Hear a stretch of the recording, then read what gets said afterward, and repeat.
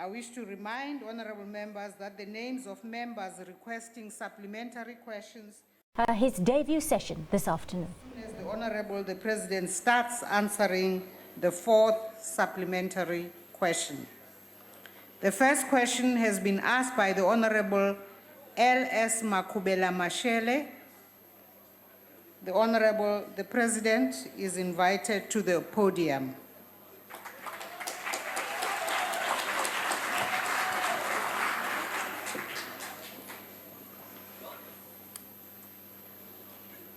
Thank you. Madam Speaker, Deputy President, members, the economy achieved GDP growth of 3.1% in the fourth quarter of 2017.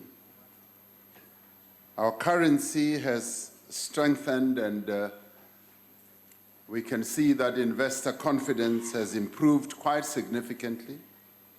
It is therefore critical that we mobilize all social partners to unite behind a common program of economic recovery and transformation. And we can take a leaf from how a number of other economies around the world have had to address their own economic woes. Countries such as Ireland, Netherlands, South Korea, and Sweden have in the past successfully forged what one can call social compacts to drive economic growth. It is imperative that in our own situation, that government, labor, business, and civil society also agree on a set of fundamental actions and work in concert to implement a social compact. At the same time, each of these social partners do actually need to commit themselves to specific undertakings. There are a number of areas where agreement has been reached and firm commitments have been made. Government, for example, has committed itself to ensure policy certainty and consistency. It has also committed itself to strengthen the capabilities of the state. Government has also committed itself to end corruption and wastage and to sustain investment in economic and social infrastructure. We are working to create what I would call an enabling environment for business to invest, for business to thrive, and indeed to create jobs and reduce inequality in our country. As part of the contribution, business should also undertake to invest more, to create more job opportunities and implement measures to reduce income inequality, improve the working conditions of working people in their firms, and to invest in skills and also to develop innovation. Labor should work with employers to strengthen collective bargaining, to reduce labor instability and support measures to improve productivity all round. We look to civil society to mobilize South Africans from all quarters to participate also in the economic recovery that our country so yearns for. South Africa has demonstrated at critical moments in our history the value of cooperation among social partners to tackle what people would have called intractable problems. This we have demonstrated, and some people even begin to suggest that it is within our DNA as a nation to be able to work together to resolve problems and to tackle what many around the world would have regarded as intractable problems. The one that we did to good effect, even though we still have to complete the task, was to end apartheid. Apartheid was regarded by many in the world as an intractable problem. And in fact, when they looked at our country, they thought that South Africa would just descend into a racial war which would consume as many people in the country as they could imagine. We came together also after the advent of democracy to craft a new labor relations framework to assert the rights of workers and usher in a new era of cooperation and stability. Following the global financial crisis of 2008, government, labor, as well as business effectively worked together to ensure South Africa was spared the worst effects of the 2008 crisis. All this happened because we put into effect our DNA and we managed to get everyone to work together. These partners came together again in early 2016 to respond to downgrades from rating agencies and decline in investor confidence in our country, to establish the CEO initiative, which has done much to promote investment, support small businesses, and also to tackle youth unemployment. Most recently, we've also, through the process of social compacting, we've worked together to introduce a national minimum wage as part of our effort to reduce income inequality. Later this month, we will launch the Youth Employment Service, which we referred to in the State of the Nation address, and which promises to significantly improve the absorption of young people into the workplace. Over the course of the next few months, we will be engaging social partners in preparation for the National Jobs Summit. The summit, which is being looked forward to by many sectors in our country, will agree on a series of practical measures that will create jobs, particularly amongst young people.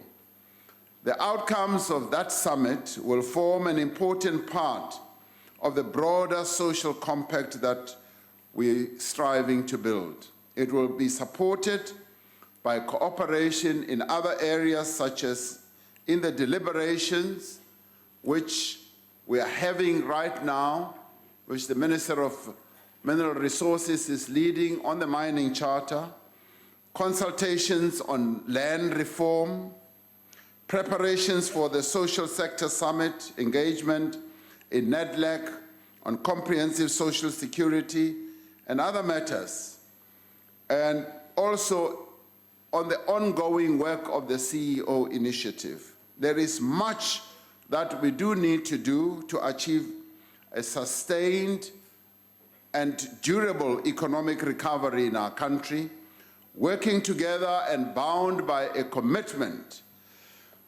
and a common vision of a just and prosperous society. I am certain that we will be able to succeed. And all these things are part of the social compacting process that is underway.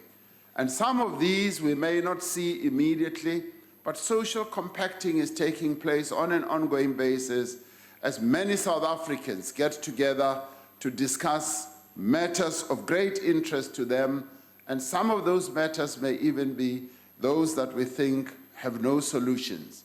But they work together and they do find solutions. This is the great lesson that we were taught by the father of our nation, Nelson Mandela, who took the initiative to initiate social compacting that has led to the democracy that we enjoy today. And in this year of Nelson Mandela, may we firmly follow in his footsteps and continue to build social compacts that will make life a lot easier for all our people. Thank you very much. The Honorable Makubela Mashile. Afternoon, Honorable President. I think you would agree with me that all social partners are critical to drive the economic recovery of the country. And I want to know that how will government, through the NEDLAC process, at the NEDLAC level, ensure that all social partners who are critical to drive the economic recovery and pursue a common vision for the country, ensure that there isn't any unnecessary conflicts among social partners? If you are to give confidence to the nation today, what are you going to be doing as the main driver of coordinating and ensuring that all these social partners play ball and they drive the economic recovery of the country? Thank you. Thank you. The Honorable the President. Thank you, Madam Speaker.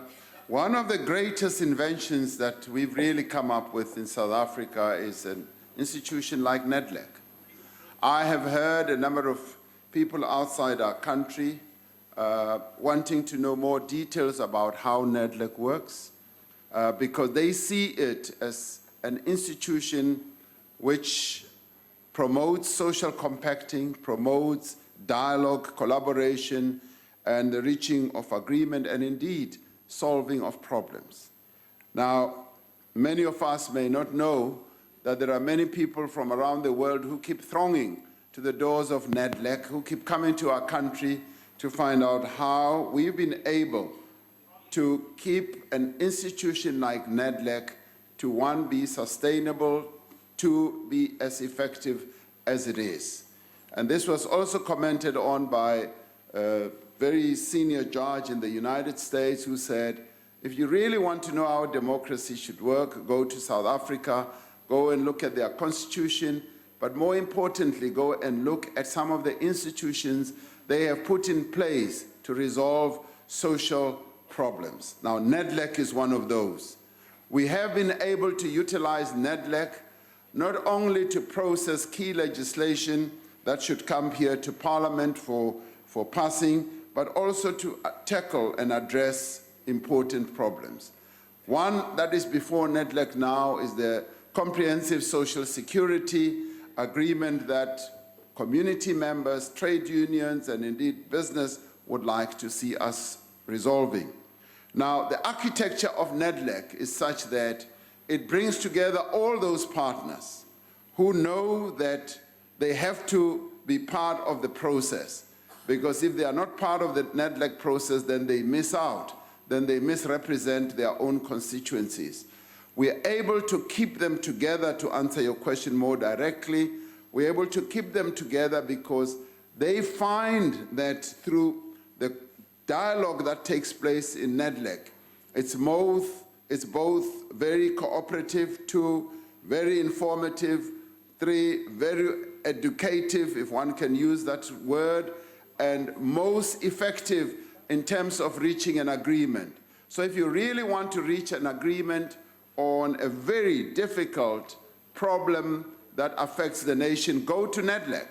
That is where you will find solutions, because the participants at NEDLAC who represent the South African society, I have often found are committed to resolving problems away from sloganeering, away from the noise, away from taking public positions. They're able to sit down and resolve the problems. And that is the magic of NEDLAC. And long may it last that we all, as South Africans, continue to use NEDLAC as a platform, as a forum where we resolve problems on a continuous basis. Thank you very much. The Honorable Shivambu. Thank you very much, Speaker. So, President, you are speaking about renewal and different of things, but I think the more you speak, the more confusing you become, because first, in your State of Nation address, you didn't mention the NDP. When you responded, you spoke about the NDP as your plan. But the 54th National Congress' ideological underpinnings of land expropriation, not compensation, nationalization of the Reserve Bank, creation of a sovereign wealth fund, and a variety of what could be a radical shift of what the ANC has been doing doesn't appear in the NDP. So like altogether, your 54th National Conference, it fundamentally changes what the NDP stands for. Why do you want to insist that you are being guided by the National Development Plan, which is radically different and contradictory in many instances to what your conference has resolved? What do you stand for? The Honorable the President. Honorable Speaker, Honorable Shibambo, what we really stand for is what will advance the interests of South Africans. That's what we stand for. Now, you talk about the NDP. The NDP is the policy that we have adopted as this Parliament. I just want you to remind you that. You are a member of Parliament. We are all members of Parliament. This Parliament adopted the NDP. I'm sorry you were not there, but I'm sorry you were not there, but as it is, there's a concept called democratic centralism. You are also bound by the decisions that were taken by this House. So this House, and indeed the governing party, having adopted the National Development Plan, also said the National Development Plan is a living document. It's not a static document. It is a living document that we need to look at consistently and continuously to see what we can take out of the NDP in order to improve the lives of our people. You will know, as you are also on the left, that there are quite a number of institutions or structures that are on the left that have raised concerns about the economic chapter of the NDP. They being COSATU, and they being the South African Communist Party. And we have said that we are willing, prepared, and able to look at that chapter. And I'd like to invite you, Honorable Shibambo, to join the process of looking at that chapter of the NDP to see how best it can be improved. And you seem to be a person who is full of ideas, and so you are therefore invited that you can do so. But what really guides us is how we improve the lives of our people without adhering to slogans, without pontificating, and without just addressing ourselves to the gallery. We are more interested in saying, this is how you advance the interests of South Africans. Yes, when it comes to land, which I will address in a minute, the National Development Plan does not address the land question in a way that this Parliament has now taken a resolution to push the land question forward. And we must say that is where the NDP becomes a living document. Becomes a living document because it is there to be improved, to be sharpened, and to be used as an instrument that can improve the lives of our people. And I hope that you will find that satisfactory, because if you were thinking that the NDP is a static document, the answer is no. And maybe in your own time, you will find that your own party will be able to adopt the NDP as well. Thank you very much. The Honorable Holomisa. Madam Speaker, Mr. President, given the emergence of new players in the labor movement terrain, such as SAFTU, as well as the need to always improve the relations within the socio-economic forum, is it not time that you consider to reconfigure the structure of NEDLAC in the interest of building cohesion and enhancing industrial relations? Thank you. The Honorable the President. Thank you, Madam Speaker, Honorable Holomisa. I'm made to believe that there are discussions that are taking place within the labor component of NEDLAC, and I've taken the view that those who are part of that labor component should engage in discussions and deliberations themselves without any influence or interference from any other quota, including government, so that they reach an accord, an understanding, an agreement which will deal with the architecture of that labor component that represents labor. As it is now, we've got 3 federations that represent labor and that labor component, and those discussions that they may well be having with SAFTU could lead to something.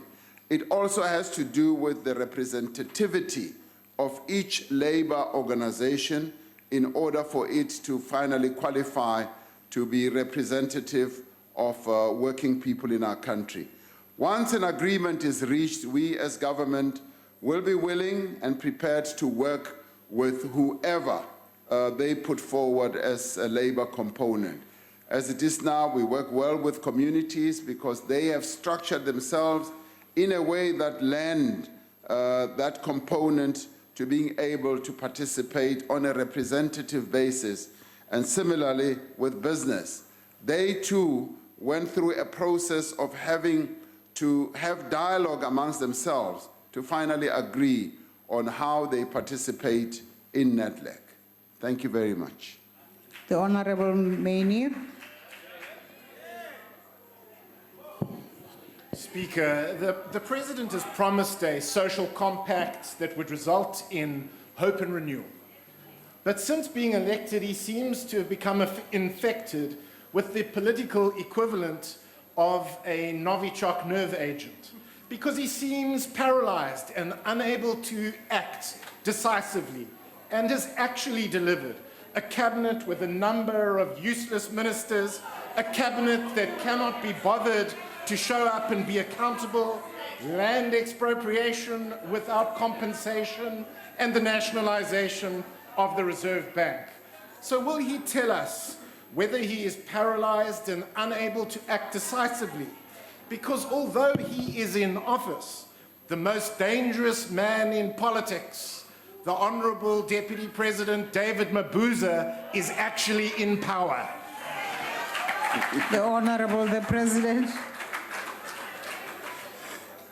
Honorable Speaker, I just don't know what I need to show Honorable Mania that I am not paralyzed. You want to see this arm?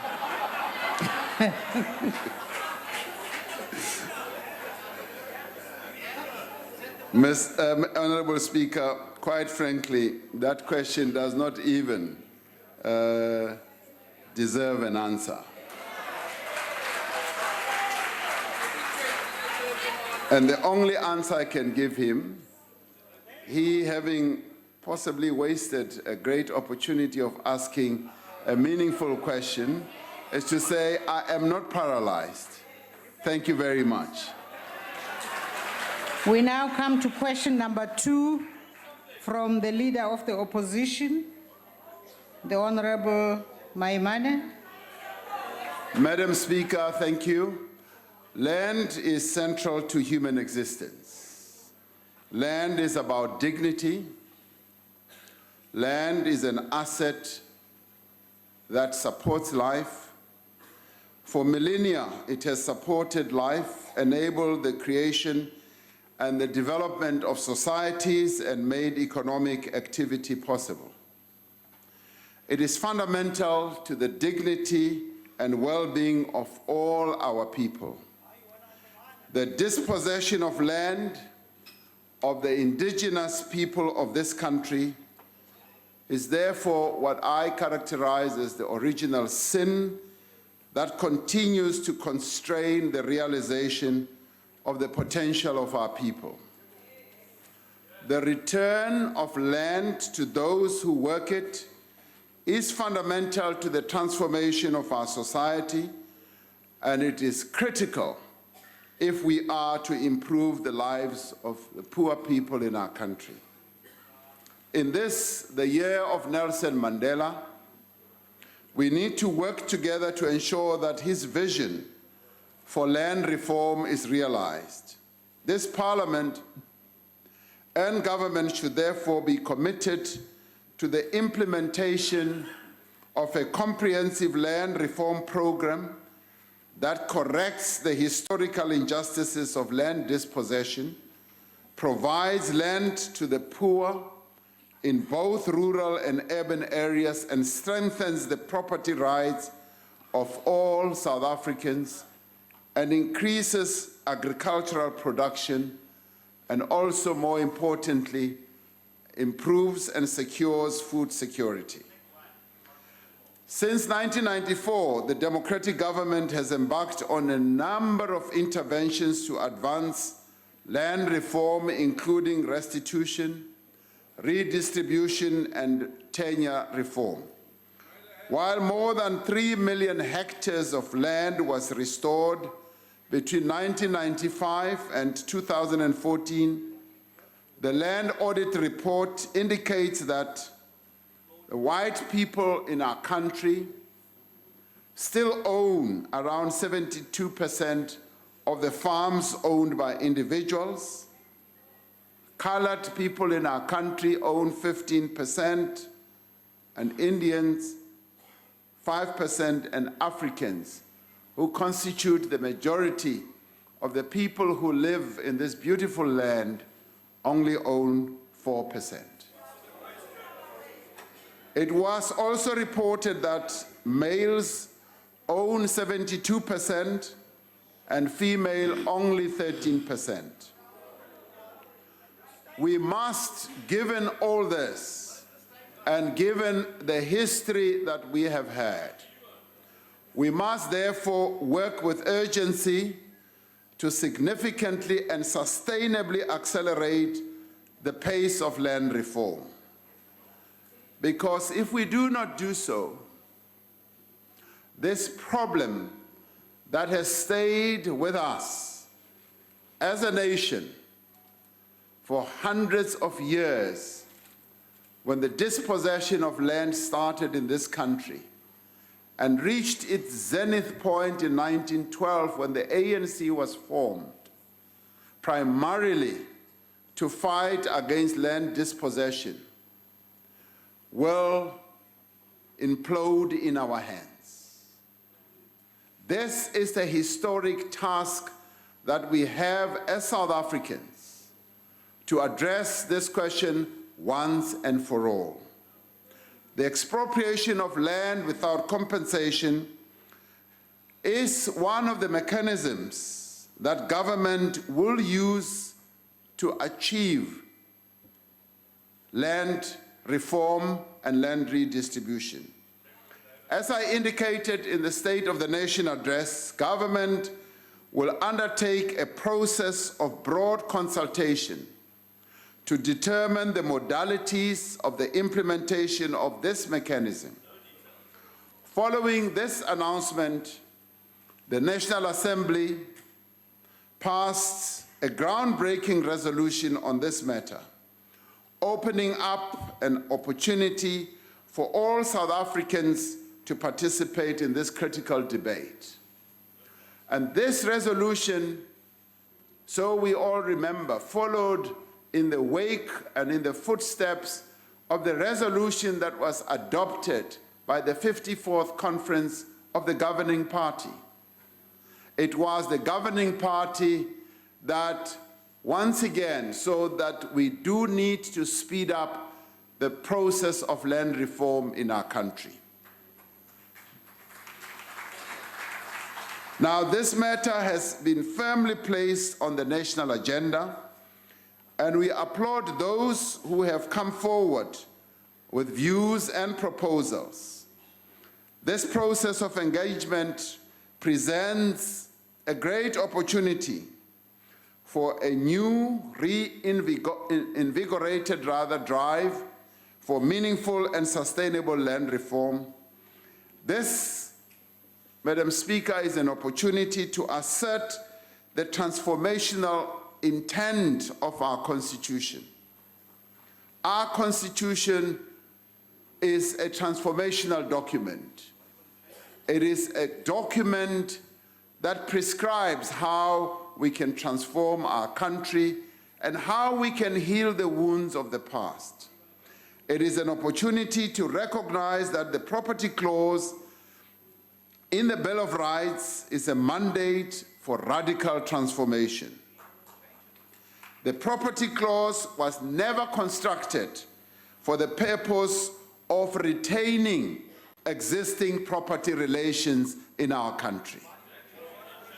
When the property clause was conceptualized, it was conceptualized with a view of saying we need to change property relations in our country. It is a transformative instrument constructed to facilitate transfer of land and property to South Africans who had been deprived of land through colonial and apartheid policies.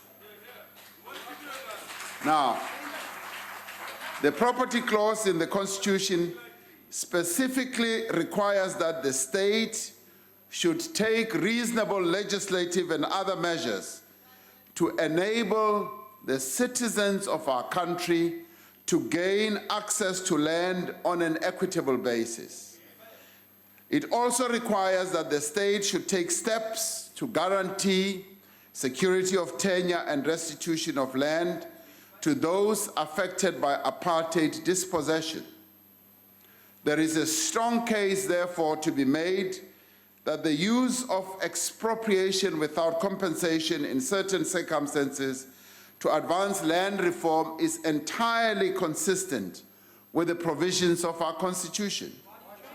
It is our collective responsibility to use these provisions in our Constitution more effectively and more directly to drive land reform. We should not reduce the enormous task of land reform to a debate on expropriation without compensation. During this process of consultation and engagement, we must review the full extent of our land reform program since 1994. We must also review the real content and full meaning of our Constitution, identifying where there have been shortcomings and undertaking measures to strengthen policies and programs. One of the areas where we must acknowledge a lack of progress is with respect to processing of claims by labor tenants. We therefore must take seriously the responsibility given to government by the Supreme Court of Appeal to urgently develop a program to process outstanding claims. It is clear that we must strengthen the institutions that have been tasked with effecting land reform, ensuring that they have the capacity and resources to meet the needs of the poor. Nor should we limit ourselves to agricultural land. We should take steps to address the property rights of people living in informal settlements and in the inner city buildings that have absentee landlords. We need to develop a clear strategy, a very clear strategy to dispose of unutilized publicly owned land for inclusive urban development to bring poor people from the periphery into the center of the cities. Now, one is not often very impressed by what DA mayors do from time to time. But here is what a DA mayor said and did the other day. He said, and this is Herman Mashaba, he said, we will expropriate buildings, and in this bid, we will expand affordable accommodation. We will be willing to expropriate inner city Johannesburg buildings where he could not locate the owner, he said, or a fair selling price could not be negotiated, he would expropriate such buildings without compensation.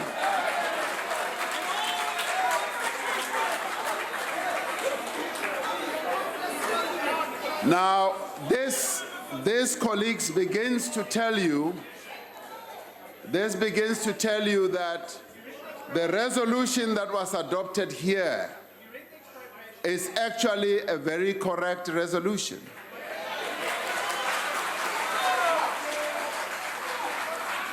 And it is critical that we make this an inclusive process.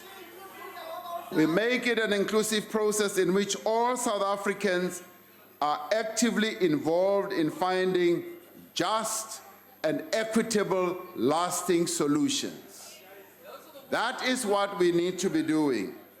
Now, I was most impressed, Madam Speaker, by an approach by someone who is 47 years old, who's called Mr. Codrington. He has advised white South Africans against feelings of panic about these developments, pointing out that a careful reading of the motion that was passed here on the 27th of February, amongst many other things, acknowledges that the African majority was only confined to 13% of the land, while whites owned 87% of the land. That the recent land audit, he continues, claims that black people own less than 2%, he argues, and less than 7% of urban land, and expropriation would be implemented, he says, in a manner that increases agricultural production, improves food security, and ensures that the land is returned to those from whom it was taken under colonialism and apartheid. And he goes on to say and undertake a process of consultation, so the resolution said, and Codrington then advises his white South African friends. I repeat, Codrington then advises his white South African friends that this would not be the first time the South African government has taken land without paying for it. In fact, he argues, it is at least the 15th time that the government without compensation. And you've proceeded now to say, against international experience, that in fact you can expropriate without compensation. It's clear, countries that have done that, investment goes down, unemployment goes up, life expectancy suffers, and it harms the very poor people we are describing. So here's my question to you, Mr. President. How do you reconcile your newfound view with this view that you can either have expropriation without compensation or, in fact, a growing economy that empowers citizens to own property in their rights? You can't have both. Tell us, please. The Honorable the President. Thank you, Honorable Speaker. It's quite clear that the Honorable Maimane is not listening. He clearly is not listening. And I don't know whether he's short of hearing. He is so close to where I am, and maybe I should go and whisper to him, then he will hear better. Now, clearly, what we are talking about is not within the great understanding that he has. Because what we are saying is what the governing party resolved on. And it says, let me repeat, that in order to advance land reform in our country, we should embark on a number of mechanisms, and the taking of land without compensation is one of those mechanisms that we are going to want to use. Now, the process of doing so, clearly, the the governing party has said we want to have a broad discussion. And broad discussion, yes, we should also look at whether we should amend the Constitution or not. And that is why this House said we should set up the Constitutional Review Committee, and through that Constitutional Review Committee, we should determine whether to give effect to this resolution, yes, a constitutional amendment needs to take place or not. But at the same time, that resolution says we are going to make sure that as we implement this resolution, we become very clear on how we are not going to damage our economy and how we are not going to damage food production in our economy and food security. Now, with that in place, we should be able to make a great deal of progress. Now, Honorable Maimane, I've been having a number of discussions with a number of people, some of them who are property owners, who have said, Mr. President, we think that land is a huge problem in our country, and we are prepared to join you in resolving this problem.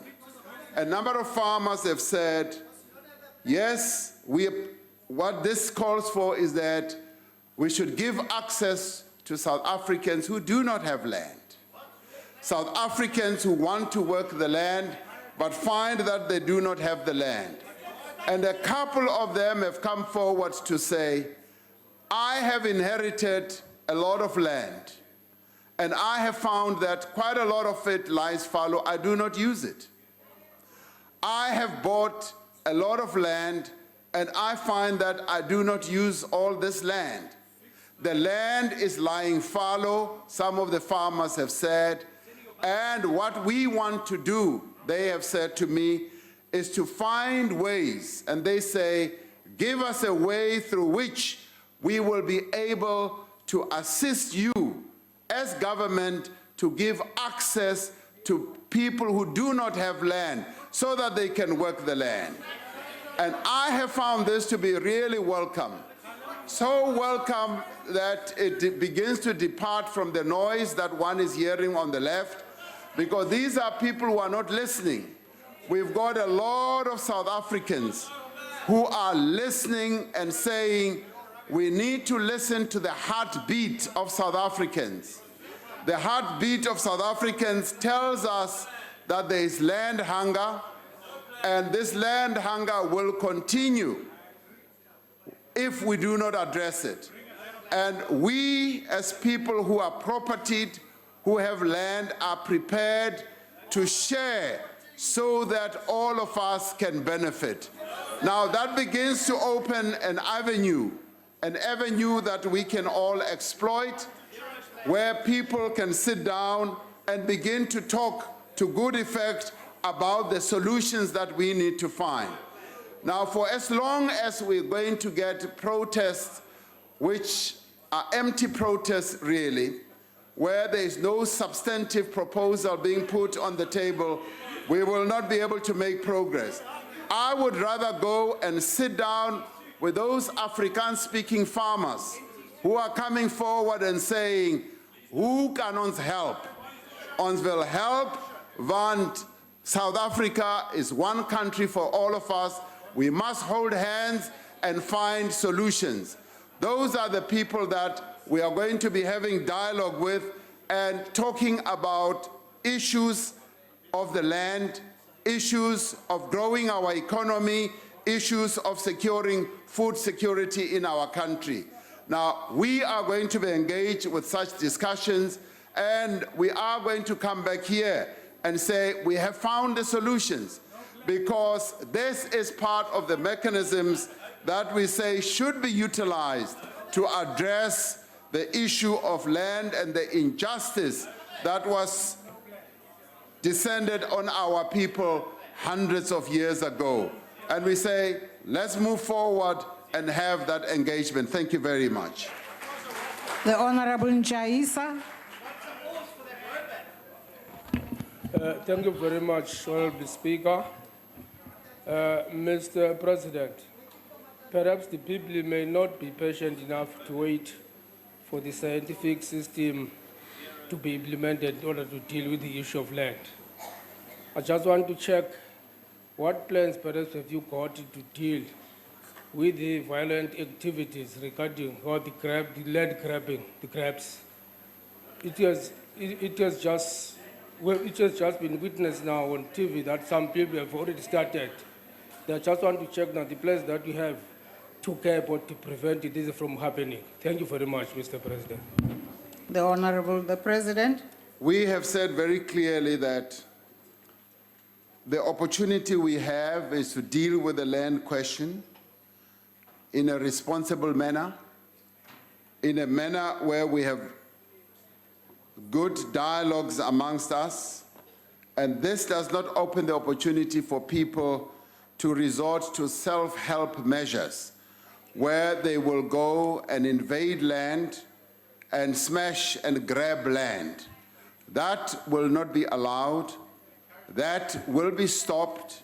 That is against the tenets of our Constitution, which talks to the rule of law.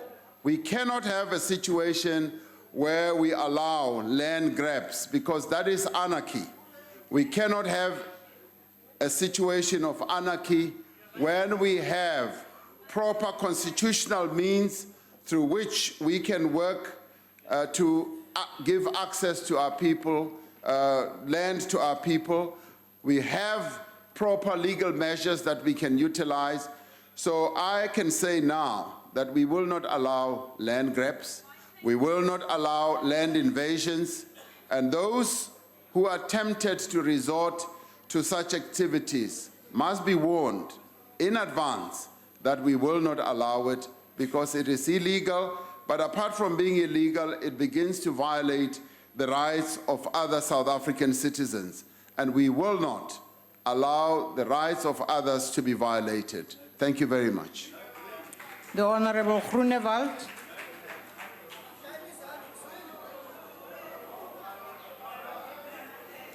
Speaker, ek wil begin om vir die agbare president te sê, u sal 'n beredeneerde argument oor grondhervorming kry as die uitgangspunt aanvaar word dat bestaande wit eienaars van grond die grond op 'n regmatige, op 'n eerlike en op 'n hardwerkende manier verkry het. Hulle werk hard om Suid-Afrika te voed. Dit moet die uitgangspunt wees. Verder wil ek vir die agbare president sê, onteiening sonder vergoeding gaan nie u grondhervormingsprobleem oplos nie. U voormalige minister, meneer Nkwinti, het in hierdie huis erken dat 93% van begunstigdes in terme van restituisie wou nie die grond gehad het nie. Hulle wou die geld gehad het. U eie minister het erken in hierdie huis dat die staat het 99% van grond wat in grondhervormingsprogramme verkry is, die titelaktes bekom. Nou is my vraag aan u, agbare president. Dink u nie, as u 'n sukses van grondhervorming wil maak, dat die meer as 4000 plase wat tans in besit van die regering is, dat dit eers verdeel word en aan mense gegee word? En dan wil ek laastens vir u sê, ek stem saam, regte moet beskerm word. Maar agbare president, op grondvlak, as 'n grondeienaar se grond beset word onwettig en hy skakel die polisiestasie, dan sê die polisie ons kan niks doen nie. Dit moet onmiddellik reggestel word. Jy kan nie verwag dat 'n persoon eers by die hof 'n aansoek moet kry nie. Die polisie moet dadelik optree. Ek Is dank. 1 minute over. Honorable President. Thank you very much, Honorable Groenewald. Ek stem saam dat ons moet, wat al die dinge wat ons gaan doen, ons moet ook kyk oor die land wat nou, op hierdie oomblik, and the starts the book sit, because we have a lot of land. Now, one needs to look at this. We've got categories of land in our country.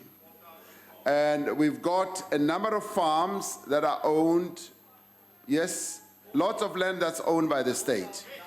And we are saying part of the interventions that we should embark upon should be to address the land that is owned by the state. And that land, to the extent that it is possible, should be parceled out and given to our people. That should be done. And there's quite a lot of land that is owned also by our state-owned enterprises, by our various government departments, as well as local government. Now, where there is a need and a hunger for land, we are saying one of the interventions should be that land should be made a priority for distribution to our people. I agree with you completely. When it comes to things like land grabs, yes, I hear you. We will not be allowing police just to stand by when land grabs are taking place. The police's job is to uphold the law, and when reports of land grabs happen, the police must immediately ensure that those who are perpetrating those acts are arrested. That's what should start happening. Now, we are serious about the issue of land, and we will be looking, Mr. Groenewald or Honorable Groenewald, to all those categories of land. And this is by no means the only category. The other category, of course, is land that lies fallow without any owners taking account of it or being accountable for it.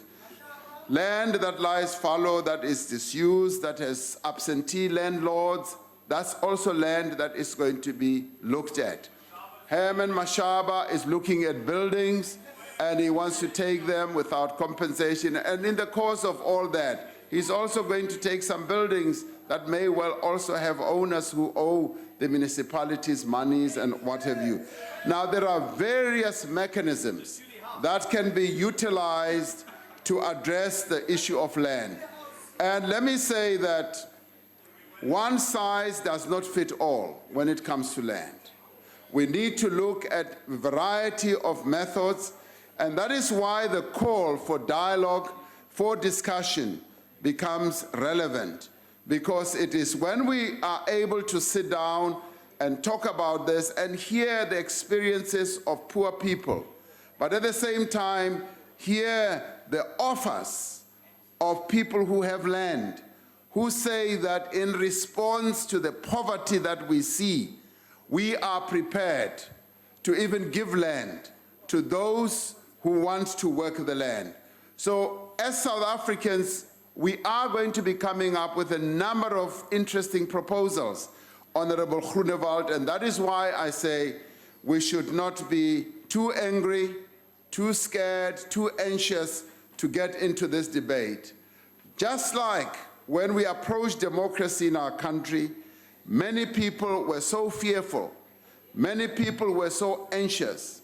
Others started packing into their pantries tins and tins of food for months and months. And we are saying this is not the time to do so. This is the time to talk.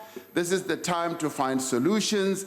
This is the time when we as South Africans must collaborate with a view of coming up with solutions. And solutions we will find. Thank you very much. The Honorable Lekota.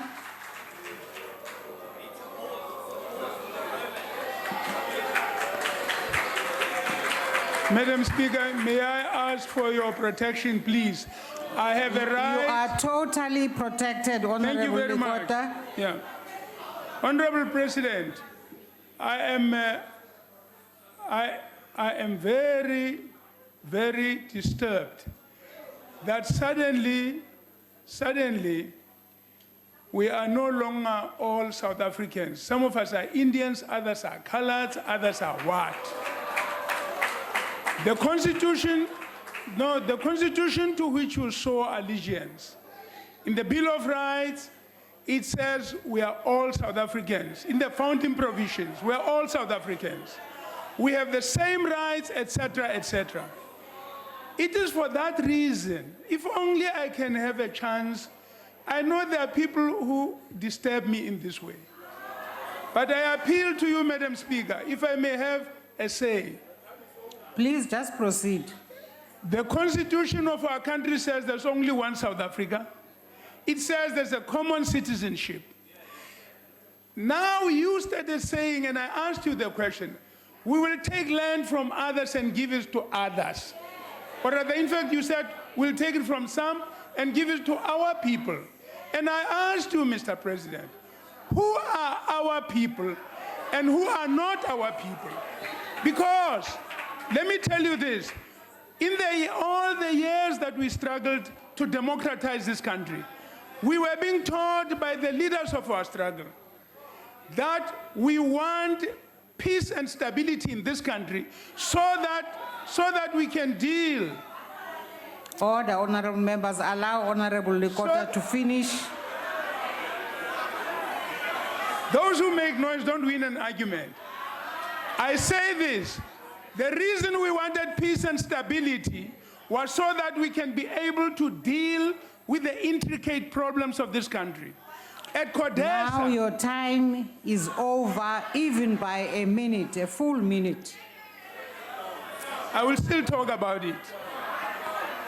The Honorable the President, I'm sure you'll figure out which one is the question.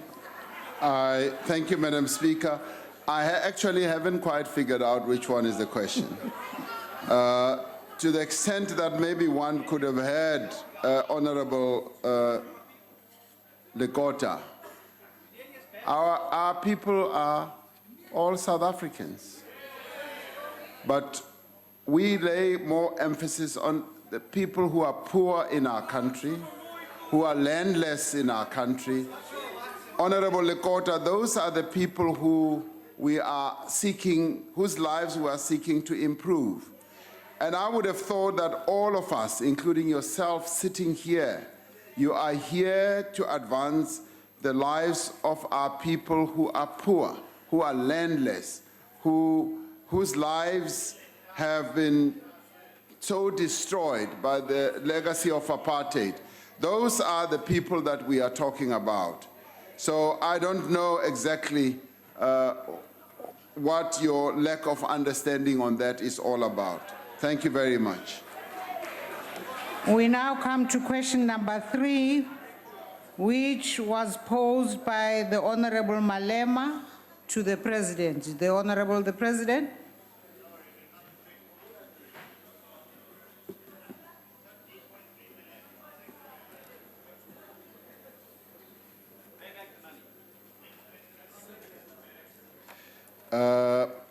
Honorable Speaker, according to information from the Department of Justice and Correctional Services, government has contributed 15.3 million to the personal legal costs of former President Jacob Zuma since 2006.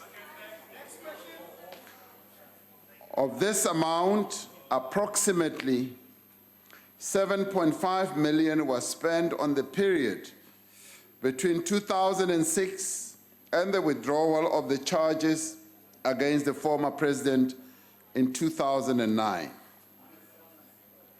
An amount of 7.8 million has been spent since 2009. This stems from a request by the former president, which he made in 2006 for legal representation at state expense in respect of the criminal proceedings. The request was approved by the presidency based on advice by the State Attorney's Office and the Department of Justice and Constitutional Development as it then was. The former president signed an undertaking to refund the state if he was found to have acted in his personal capacity and own interests in the commission of the offenses with which he was charged. This administration is guided by the fundamental principle that public money should not be used to cover the legal expenses of individuals on strictly personal matters and who are found to have committed criminal offenses. I thank you. The Honorable Malema. Thank you very much, President. I had pressed earlier to speak about the land, and unfortunately I was not recognized. But I'm happy that you acknowledge the good work of our Mayor Mashaba, the Mayor of the EFF, who's doing a wonderful job for the EFF in the Joburg Municipality. And that these people are going to continue losing all the time when they speak against the land because they've already lost a metro because of the land. Now, Mr. President, I want to check, which law were you relying on when you paid these monies? Because the law that most of your people refer to is actually not that clear as to whether the state can pay for such offenses. And since now, the president has lost the spy tapes, with that agreement, are you now saying, is he going to pay from his personal coffers?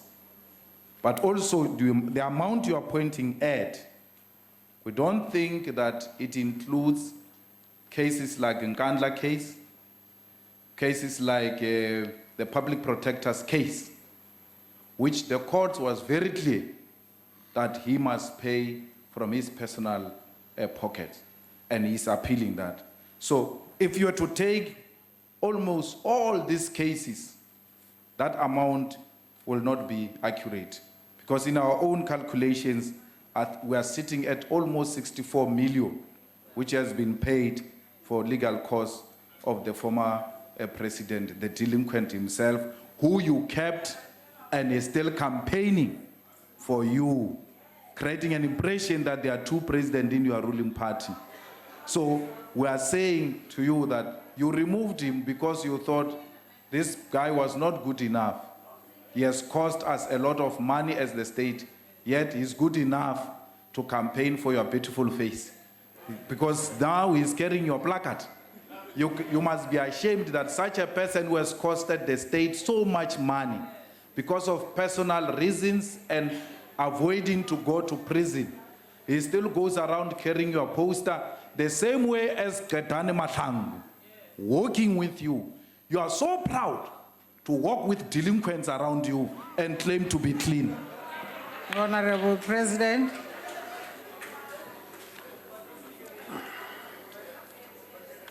Thank you, Honorable Speaker. The amounts that have been collated are the amounts that the Department of Justice and Correctional Services has been able to collect up to now. Honorable Malema is quoting amounts of 64 million. I am not aware of that. We have been using the agreement, Honorable Speaker and Honorable Malema, the agreement that was struck between former President Jacob Zuma and the government as this instrument that has enabled the government to help pay the money on the understanding, as the agreement clearly states, that the money will be paid back if he is found to have been personally responsible for these acts. Now, that was an agreement that was struck. Now, we also need to make a distinction between the payment, the various legal cases that have been going on to which he has appealed. He has appealed against certain cases where legal costs have been involved, and those need to be separated from the ones that we are talking about now. The ones that we've spoken about being 15 million, having divided them into two categories. So those are the ones that we have deeper knowledge of, And the instrument which you ask, which instrument did we use? We used the agreement, and clearly it is. I will need to check that more closely. I will need to do that. This is not the first time that this has been done. It has been done before for other officials, and indeed, because you see, the acts that former President Zuma was charged with, he was charged with acts that arose as he was occupying a government position. Yes, it was. No, it was not before. It was as a result of conduct that had to do with him occupying a government position. And in that regard, yes, there is a practice that those who are charged for activities, be they criminal or otherwise, and this agreement covers that. The agreement covers that. For those who are charged, the government will cover that. And when the court finally, and this is important, because our judiciary is so independent that it does, even in the end, make a determination on the payment of costs, of legal costs. So once these matters are finalized, the court will be able to make a determination. And in this regard, they will even have line of sight of this agreement that has been reached. And I'm sure that when they do make a determination on basis of the outcome of the case, they will be able to determine how those legal costs should be dealt with. Right now, because the agreement is still in place, there's just no way in which we could right now say to President Zuma, in violation of the agreement that was reached, that he must pay the costs. And I know that it would be exciting on many people's minds that he must pay back the costs, but we have to wait until that case is finalized and a determination is made by a court. We did it on the basis of an agreement. Thank you very much. The Honorable No, Alberts. Speaker.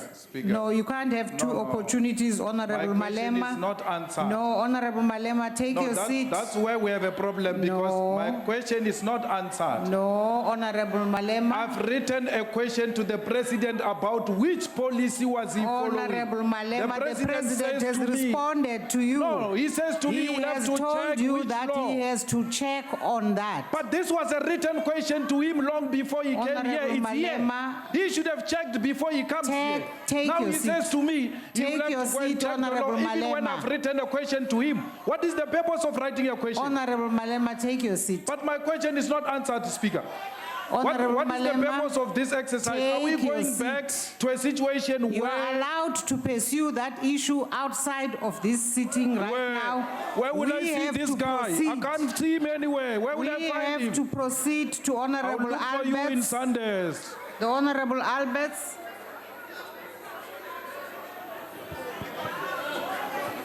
Thank you, Speaker. On a point of order, Speaker. On a point of order. What's the point of order, Honorable Like- Shivambu? The Constitution and the rules of the National Assembly places an obligation on us as Parliament to hold the executive, and more specifically the President, accountable. We do that through oral questions and through written questions. We have written a question exactly 2 weeks ago. How does it come about that a president comes here without an answer about giving us a legal reference, because all money of the state has to be spent according to law? Why are we not given the answer as to what is the legal basis of taking money of the state? What is the legal basis of the agreement of taking money of the state and give to a constitutional delinquent who has been wasting our time going to court after court? Because if we do not deal with that decisively, it means someone else is going to do it. How many public representatives are there?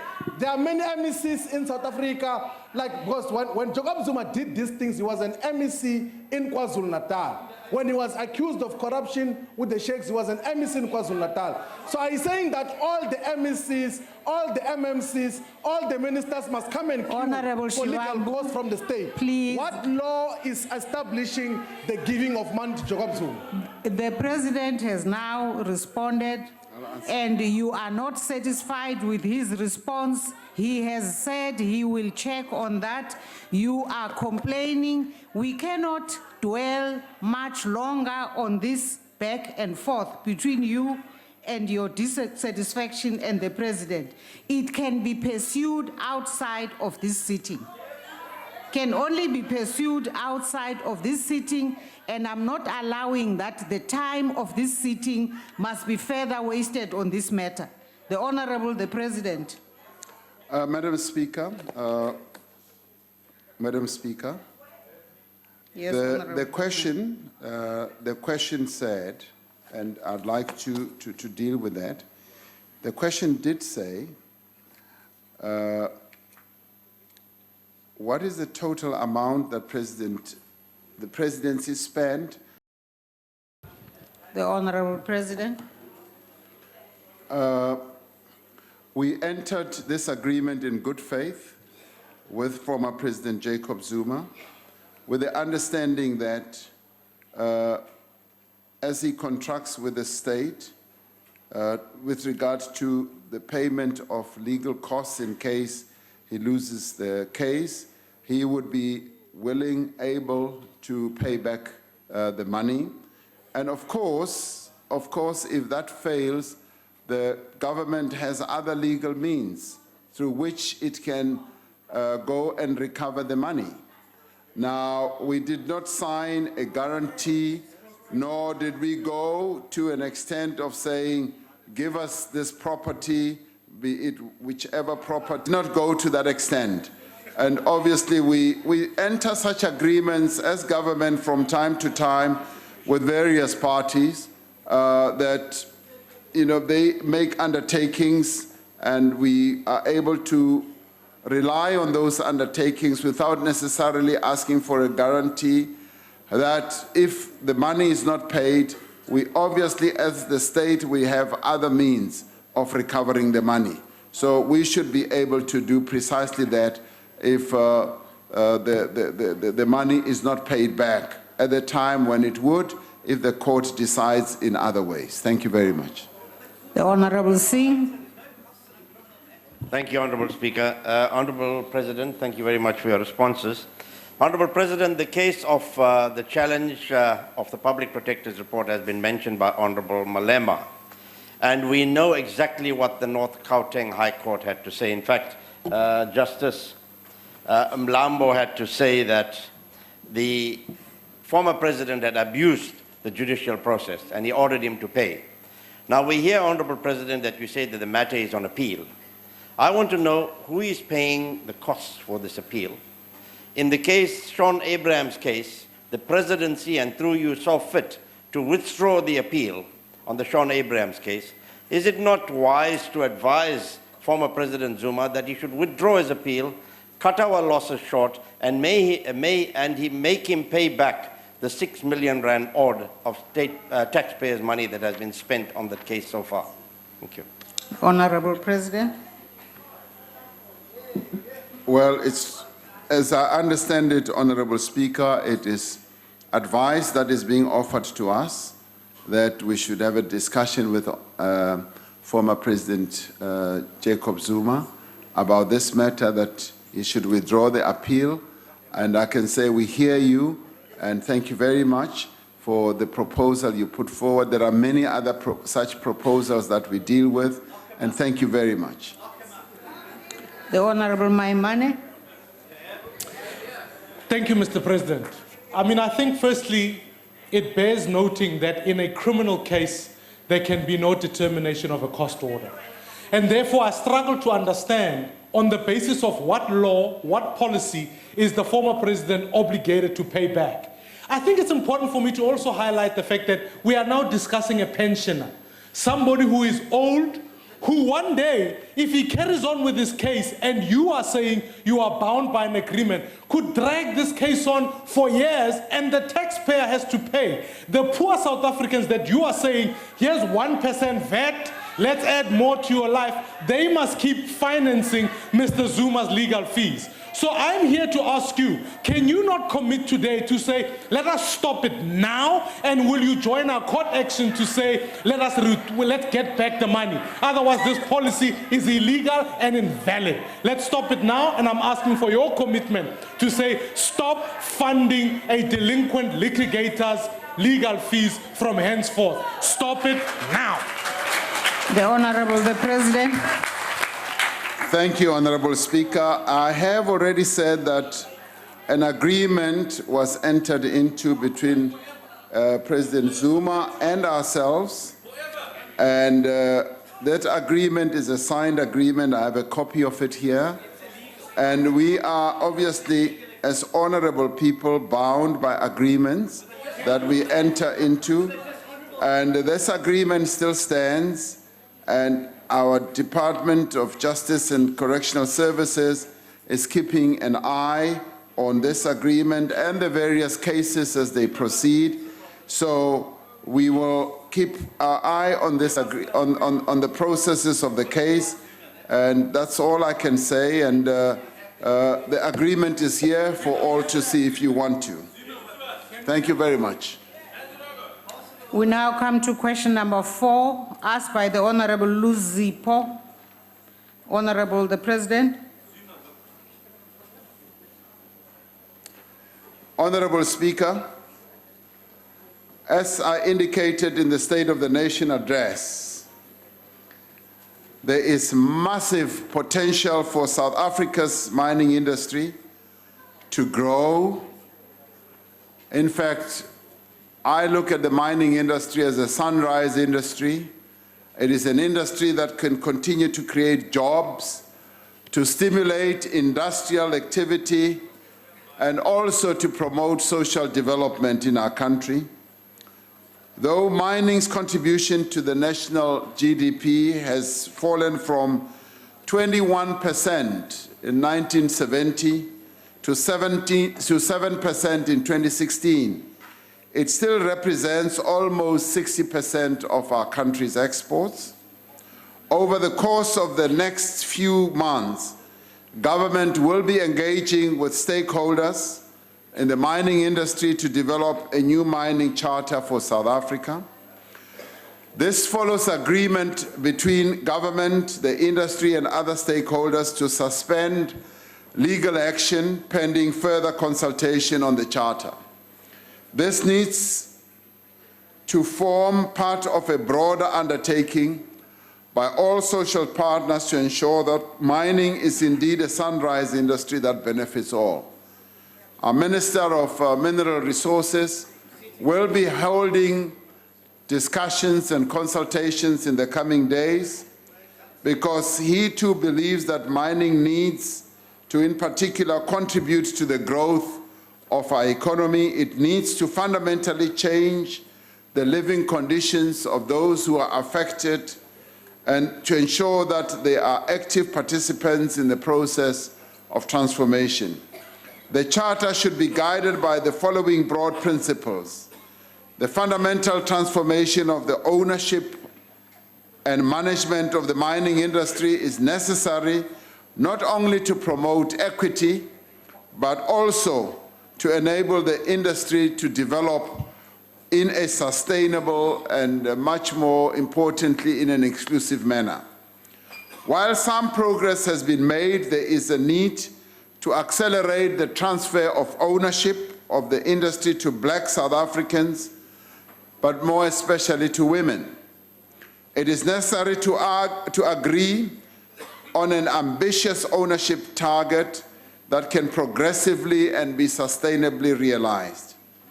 Mine workers need to have a greater role in decision-making, and they should be assisted in acquiring equity stakes in mining companies. The interests of affected communities need to be prioritized as we ensure that they are able to benefit in a meaningful way from mining operations on their land.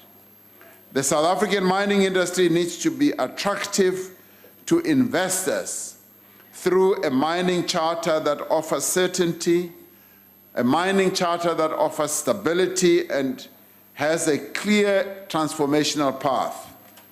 The charter should have specific provisions to ensure job creation, but the charter should also speak and address the issue of beneficiation. Mines usually procure goods and services in quite a big way. There should be transformation in the procurement processes of the mines. Local procurement must be part of what the mining industry does on its transformational path. Employment equity is another important challenge that the mining industry needs to address. It should promote skills development, technological innovation, and also exploration.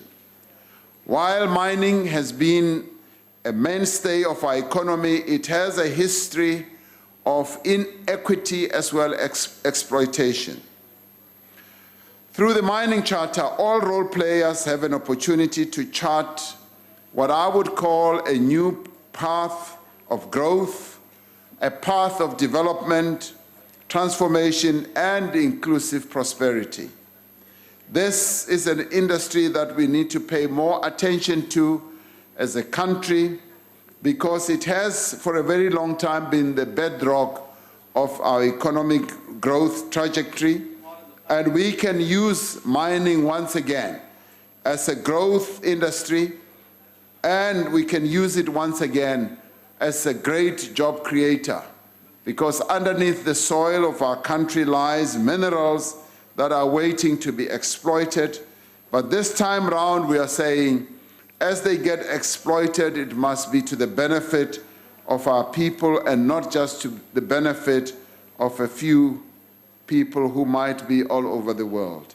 So we therefore are saying the mining charter is being addressed as we speak now, and we believe that an agreement will be reached, and an agreement that will lead to the benefit of the industry as a whole, as well as all the stakeholders who are part and parcel of this industry in the form of workers, investors, communities, government as well, and a number of other people who are part of making sure that our industry grows. Thank you very much. The Honorable Luzipo.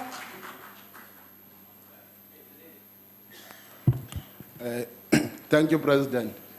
One of the key challenges in the mining charter is the issue of the absence of an assessment tool and assessment mechanisms based on the cycle that is subjected to by review, but also the internal capacity of the department in terms of monitoring and ensure that there is compliance.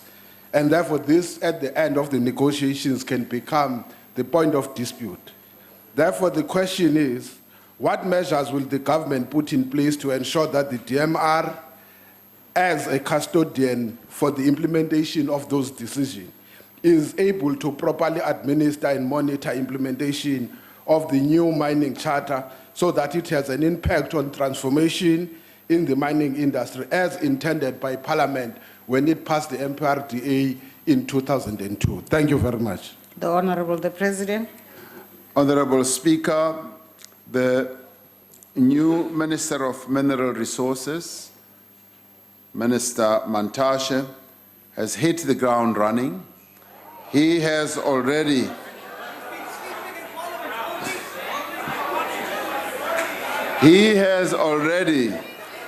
made it his task not only to meet the various people in his department, but he has already been to the various trouble spots of the mining industry.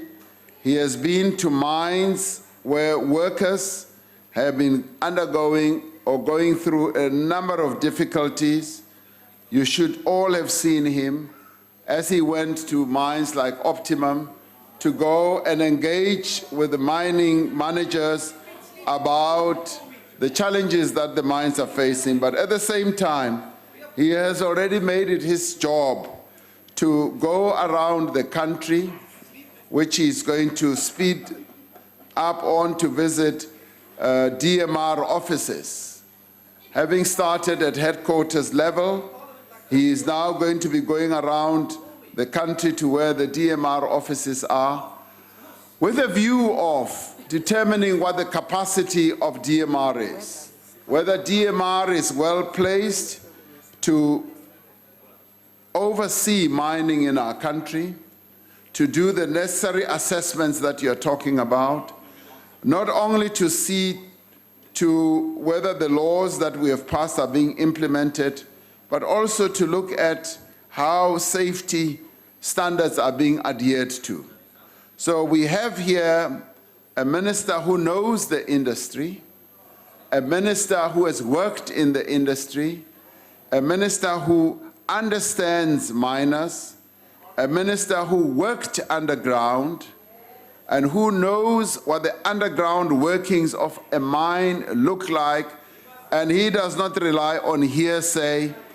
And I would say, let's give him an opportunity to go throughout the length and the breadth of the country to engage with the various managers, various officials, and be able to determine precisely what needs to be done in the industry and the assessment tools that he will need to have. This weekend, he's spending time with all those who are in the industry, who are supposed to have a dialogue with him on the mining charter. We hope that the 3-month period that he has set for himself will yield finally a mining charter for our country.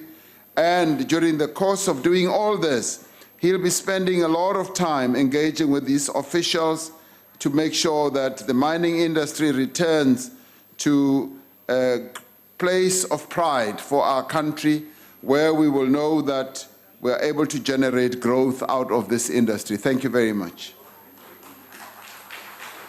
The Honorable Ndlozi. Thank you, Speaker. You know, all workers would like to be like Utatu Mkwati, get out, get educational opportunities so that they themselves are educated like him. But the problem is the mining charter is not enforceable. There are no consequences when people or these companies that are in either way involved in aggressive tax avoidance and illicit financial flows, when they don't meet the targets, there are no consequences, there is no punishment.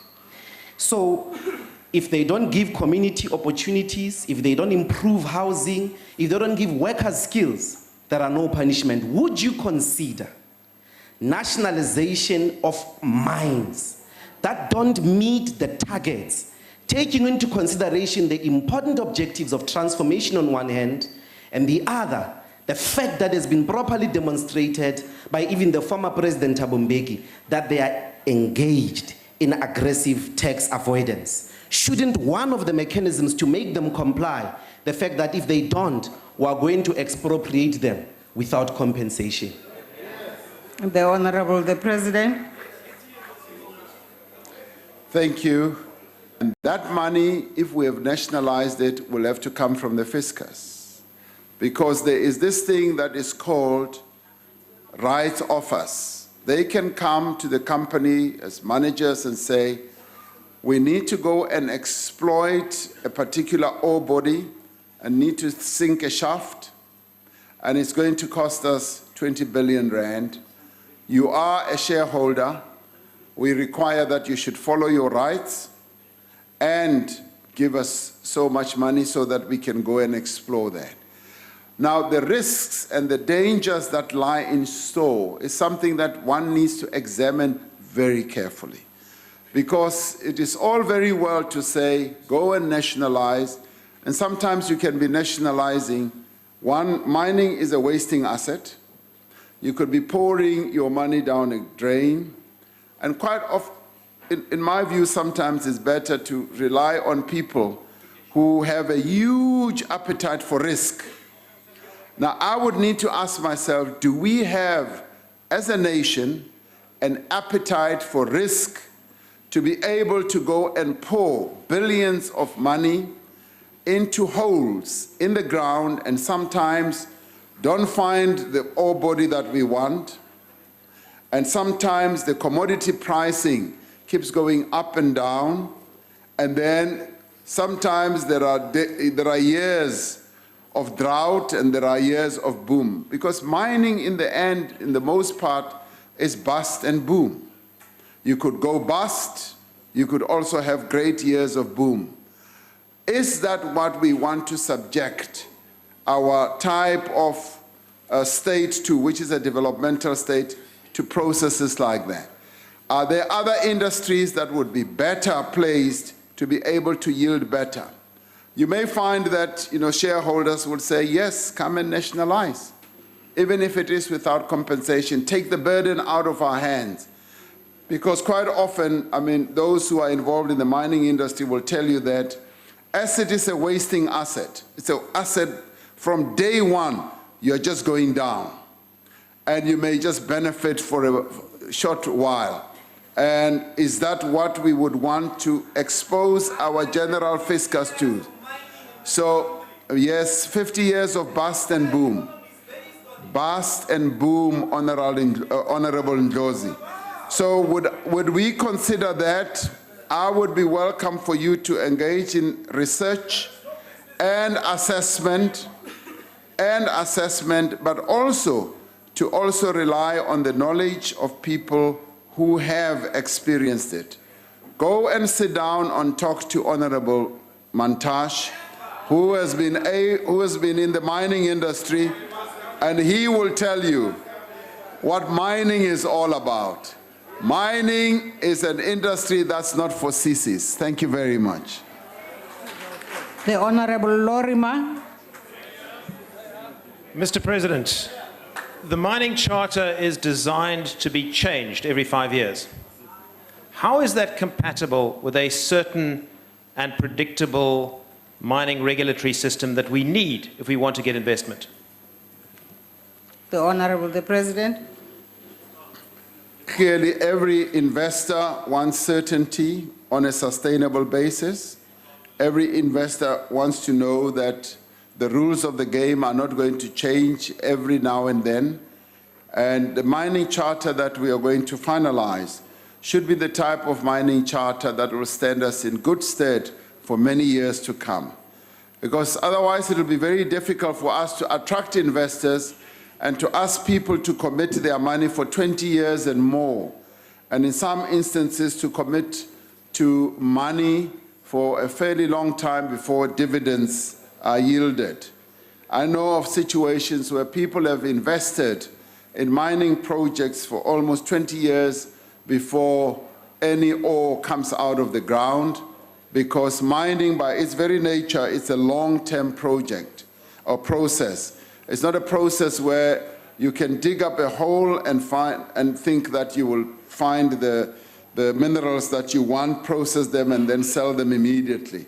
So I would say that the mining charter that we are going to strike should be the type of mining charter that will stand us in good stead for a number of years to come.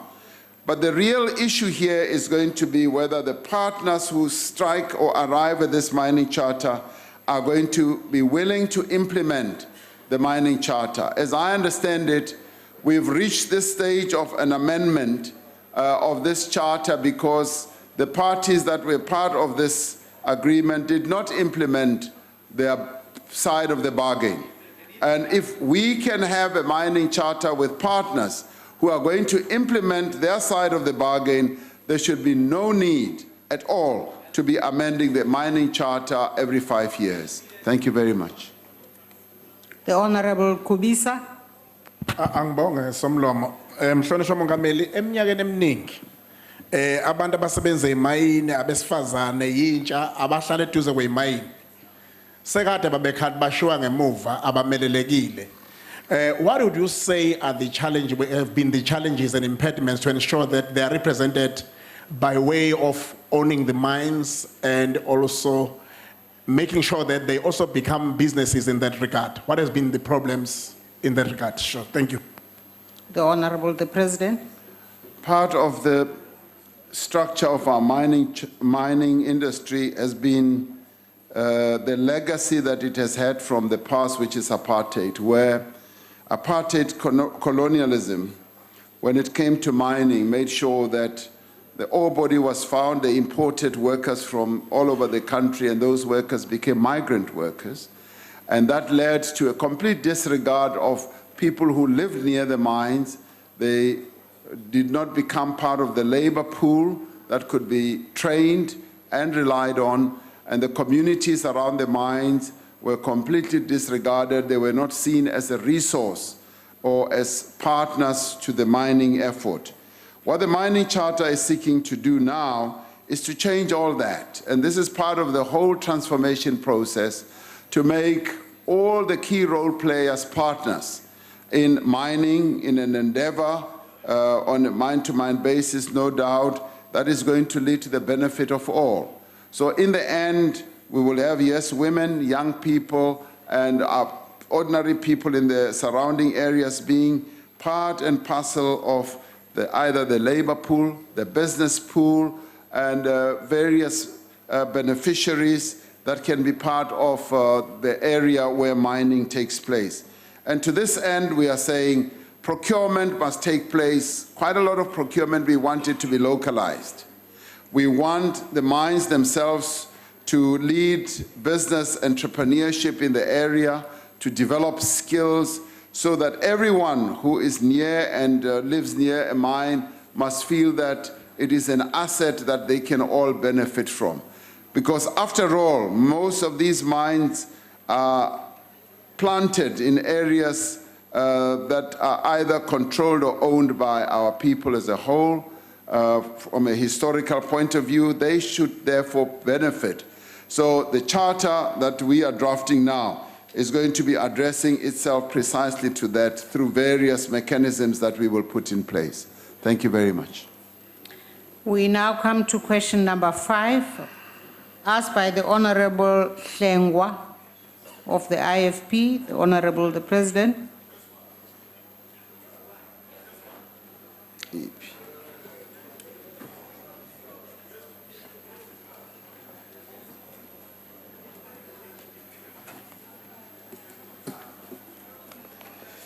Thank you, Honorable Speaker. The institution of traditional leadership is a fundamental part of South Africa's constitutional democracy.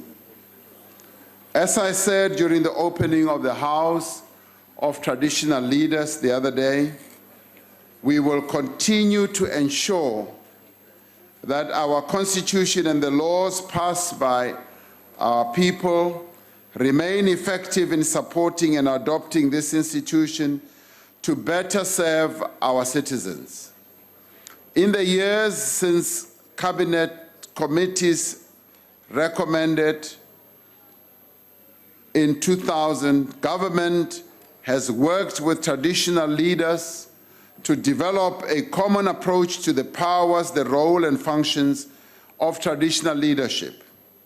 This was one of the matters covered at the Indigenous and Traditional Leadership in Durban, which was held in 2017, and during the debate of the opening of the National House of Traditional Leaders. The Minister of Cooperative Governance and Traditional Affairs, Dr. Zweli Mkhize, will develop a detailed plan on how we are going to address the issues raised during the debate that ensued, but he's also going to be developing a plan which is based on the declaration that was passed or adopted at the Indaba that was held in 2017. We are committed to ongoing engagement on the legislative framework on traditional leadership, not only with traditional leaders, but also with affected communities as well as other stakeholders. I'm confident that the concerns of traditional leaders can be addressed without the need for a constitutional amendment. What we structured into our constitution is quite forward-looking in terms of defining the role of traditional leadership. The role of traditional leadership is secured in terms of our constitution, and indeed, traditional leaders are a strong part of the body politic of our country, and our task is going to be to continue to strengthen that institution and give it as much support as we possibly can so that it can grow and develop and be part of the discourse on many issues that occur in our country. Thank you. The Honorable Shengwa. Thank you very much, Honorable Speaker. Mr. President, it's a case of deja vu, really. We have been down this road before of commitments, and commitments which have materialized to naught. Piecemeal legislation over time which has not addressed the issues. You will also recall, Mr. President, that when you, in fact, headed the drawing up of the Constitution of this country, these concerns were raised. The issue of international mediation was torpedoed and amounted to naught. And so 18 years later, you take us back down to square one to say there will be ongoing engagements. The question then becomes, Mr. President, one, what confidence can traditional leaders have in terms of the clarity that they require? Because the wall-to-wall municipal boundaries have caused a duplication of authority in many areas in this country and is causing a problem. The interventions of Section 81 have not assisted. So what changes now? What guarantees can you give now that all that you say, that has been said, is going to be brought to a logical conclusion and actually define the powers, the role and functions of traditional leaders? What shape or form will those take? Because we can't be having the same discussion over and over and over again, whereas the issues are actually very clear and on the table. And now, yet again, you come with another commitment. For how long must traditional leaders endure this kind of treatment at the hands of the state, whereas they've actually done nothing wrong but seek to be part and parcel of the body politic and development of this country? So, Mr. President, we need to bring this to a logical conclusion. Angazi ukuhahameza engenza kona enikubhekise emakhosi nithi chaza ukuthini yizinkomba zokungahloniphi kona lezi impela. Mogamedi kina kuyawundati. Thank you, House Chair. Deputy Speaker. I had a wonderful exchange with traditional leaders when they invited me to open the National House of Traditional Leaders, and they also allowed me to respond to the issues that they raised. The engagement, I believe, was fruitful. It was quite an engaging type of process where they were raising issues which I had time and occasion to respond to. Our new Minister of Cooperative Governance was also in the House and listened very carefully to the issues that were being raised by traditional leaders. And the advantage of his presence is that he participated in the Indaba that was held last year in 2017. He was, if you like, an active participant, and he is fully aware of the declaration that was drafted. Now, that Indaba dealt, Honorable Hlengwa, with a lot of the issues that were also ventilated during the debate in the National House of Traditional Leaders. And we overlaid what we had to say in that house with a very clear commitment that the minister is going to be, one, continuing the engagement, but two, identifying issues that we are going to start acting on. And he is going to be coming forward to the presidency to raise various matters that need to be addressed. And some of them are not easy, they are quite difficult matters, but we've made a commitment that we are going to address all the matters they have raised. You raised the issue of the interface between traditional leaders and our municipal representatives. In a number of areas, it is working well. In some cases, it isn't. And that's one of the issues that we are going to have to address. And the various other matters that were raised, we thought we would be able to find fairly workable solutions around. So rather than you say that nothing is going to come out of this process, I would say we've now arrived at a particular moment where we think that the solutions that we have always sought with regard to addressing the challenges that traditional leaders are going to be coming forth, and we will be able to address their concerns. So I have no doubt in my mind that difficult as some of the issues are, we will find solutions. And you will have noticed that from the governing party side, we are continuing to engage at close range with traditional leaders, with our kings and queens, and various other levels of traditional leaders, because we believe as government that the role that traditional leaders have to play in the life of our country and indeed in the life of our people is very important. And we will continue, and I repeat what I said in that house since you raised the word respect, we will continue to treat them with the respect that they deserve because they are the natural leaders of our people. We will continue to engage with them with respect and due recognition because they have a huge role to play in the lives of our people, particularly people who live in rural areas. So our engagement is not enforced, it is easy engagement, and we will make sure that we do find solutions to difficult issues. Sometimes we will not be able to find solutions, and we have undertaken and promised each other that the engagement will continue. What I found is that there was a great deal of confidence in what we outlined to them, and they are looking forward to engaging with us. So a season of engagement with traditional leaders is going to be ongoing, and we will make sure that we do so with a great deal of commitment. Our minister is going to be continuing with that process. Thank you very much. Honorable Milham. Thank you, Deputy Speaker. Mr. President, the report of the high-level panel on the assessment of key legislation issued by President Kgalema Motlanthe addresses a number of challenges around the Traditional and Khoisan Leadership Bill.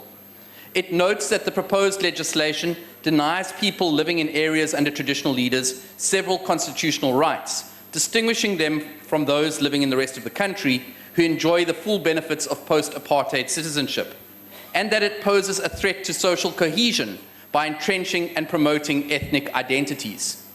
These mirror many of the objections raised by the DA when this bill was debated in the House. The panel proposed that Parliament should withdraw the Traditional and Khoisan Leadership Bill in its entirety, or it should reconsider those provisions that may elicit constitutional challenges and undermine social cohesion and nation building, and replace the bill with inclusive legislation that recognizes the Khoi and San. Since this bill is intended to be the primary legislation governing and defining the roles and responsibilities of traditional and Khoisan leaders, will you consider referring it back to the National Assembly, and if not, why not? Please keep to your time, Honorable President. Thank you. Thank you. The bill that has been put forward is a bill that we also had time to also discuss quite briefly, I must admit, with a number of the traditional leaders who are part of the National Traditional Leaders House. And we did not find a lot of opposition to the bill being put forward, taken forward. And indeed, we also found that even the traditional leaders who are part of the Khoisan community themselves did not have any great difficulty. Now, we have noted what the panel has said, and we will take that to heart. One of the reasons why the panel was set up was precisely to identify areas and laws that we need to have a relook on, and we will do precisely that. But as regards the response from a number of participants at the House of Traditional Leaders, we did not pick up any of the problems that you're alluding to, but at the same time, we will keep that in mind, and in the course of discussing all this, we will make sure that every view is heard and every suggestion is taken on board. Thank you very much. Honorable Holomisa. Sihlalo nawe mongameli. Ukho umphako endifuna ukuphathisa wona lento yamakhosi. Apha urhulumente wenza i-commission on traditional leadership claims and disputes. Njengomuntu ofikayo kule office, baninzi abantu abangamakhosi abalindeleyo ukusayinelwa i-certificate in terms of the recommendations by these commissions. Why ungake ufseke i-team ezawuyisebenzisa la kube i-clearing house igutyule yonke lento ngoba amakhosi amaninzi abekujikelezeni asokwebuza uba la findings ze-commission zi-implementwa nini, uye emampondweni, uye kwintlangwini lebe ndikuyo apha entsukwini ubhale nencwadi uba kakuyijonge. So ezo zinto I think ngake niziklerishe ngokukhawuleza ingakumbi nje bakuzawuya kuthethwa ngomhlaba. Nkosi. President. Enkosi, thank you, Honorable Deputy Speaker. Honorable Holomisa, uMinister lo osimeke kule sihlalo. Iyona enye yezinto azoyijonga ke leyo. Umsebenzi azawenza ukuthi awujonge, because as we go around, indeed you are right, we are meeting quite a number of traditional leaders who through various commissions from the Ntlapo Commission and a number of others had hoped that their own status will be resolved, and they had hoped that the President will give them their certificate of recognition, and in a number of cases that has not happened. Our Minister of Cooperative Governance and Traditional Leadership is going to be seized with particularly this matter, and in fact is top of his agenda as he starts his work. Thank you very much. Honorable Masondo. Deputy Speaker and members, Mongameli, ngezwe lodwa siyiparlamente siyavumelana ukuthi intuthuko nenqubekela phambili into ebaluleke kakhulu siya phambili. Ukhona ukusamoyana okusuphe ukudunga amanzi nokutshala umkhuba okungabambisani phakathi kukahulumeni namakhosi. Lokhu ke siyakweshwama. Mr. President, at the opening of the National House of Traditional Leaders, you committed, amongst others, to catapulting agriculture to a high level. You urged, amongst others, for a rural and an agricultural revolution. How will this come to fruition without a meaningful collaboration between Amakosi and government? Please elaborate. Mr. President. Deputy Speaker, thank you very much, Honorable Masondo.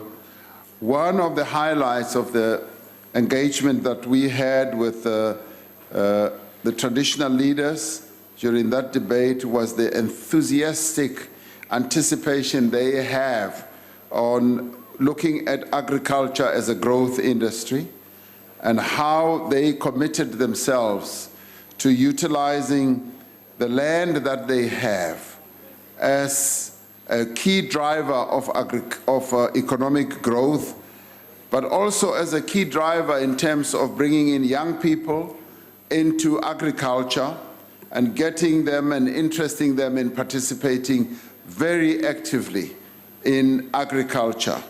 They decried the process that is underway now where young people leave the rural areas and throng into cities, and they said if they can be given the support and the assistance that is necessary for them to turn agriculture around, they will be able to generate quite a lot of growth, or the areas where they are will be able to generate a lot of growth. And they ask for simple things such as, could government focus more on agriculture development in the areas where they are?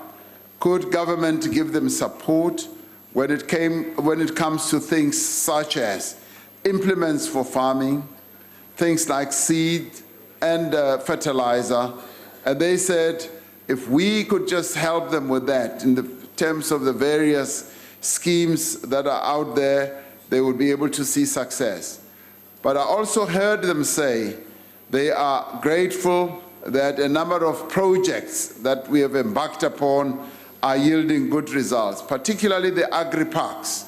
They spoke glowingly about a number of agri-parks that are in their areas, which they saw beginning to lead them to agri-processing. And that, for me, was quite pleasing to hear traditional leaders looking forward to growth being generated in agriculture and contributing to the growth of our economy. So we will want to support young people. We will want to set up a number of programs, and some of these will obviously be done through the various interventions that we already have, such as the public employment projects that we have already started on. And some of these will be generated through the various programs that the Department of Agriculture and Fisheries is involved in. And indeed, many other of our government departments will be able to lend a hand with this. So what we can look forward to, Honorable Masondo, is the active participation of traditional leaders in agricultural development. Look forward to how they can participate in agro-processing going forward. And as government, we will be seeking to give them the tools, the means, and the open opportunities for them to be able to participate. Now that we have arrived at a point where we are going to unlock the wealth, the capabilities in land, we believe that we will be able to see many traditional leaders and indeed our people in the areas where they are participating very vigorously and actively in agriculture, and to see agriculture playing a key role in the growth of our economy, as it has done in the last 2 to 3 quarters in our economic growth. Thank you very much. Thank you. The next question to you, Mr. President, is from Honorable Kubisa.